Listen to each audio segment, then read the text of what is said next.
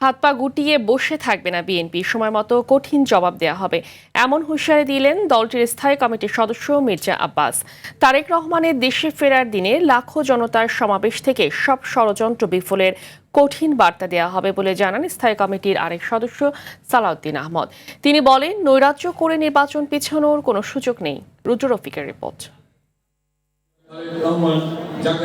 রাজধানীর গোপীবাগে বিএনপির ভারপ্রাপ্ত চেয়ারম্যান তারেক রহমানের স্বদেশ প্রত্যাবর্তনের প্রস্তুতি সভার আয়োজন করে ঢাকা মহানগর দক্ষিণ বিএনপি।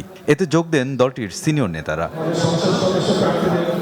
এ সময় স্থায়ী কমিটির সদস্য মির্জা আব্বাস বলেন, একটি গোষ্ঠী ঘোলা পানিতে মাছ শিকারের চেষ্টা করছে। বিএনপি কখনো খুন, জখম, হত্যাকাণ্ড, মবের রাজনীতিতে বিশ্বাস করে না। তার অর্থ এই নয় যে বিএনপি হাত পা গুটিয়ে বসে থাকে।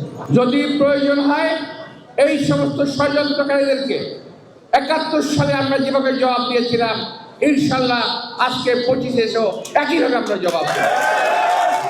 এদিকে গুলশানে বিএনপি চেয়ারপারসনের কার্যালয়ের সামনে স্থায়ী কমিটির সদস্য সালাউদ্দিন আহমদ বলেন, গণতন্ত্রের অগ্রযাত্রাকে কেউ বাধাগ্রস্ত করতে পারবে না। কোন রকমের অপকৌশল এবং কোন রকমের এরকম হত্যাকাণ্ড ঘটিয়ে যদি কেউ মনে করে যে দেশে নৈরাজ্য সৃষ্টির মাধ্যমে নির্বাচন বানচাল করতে পারবে, তাদের সেই ধারণা ভুল।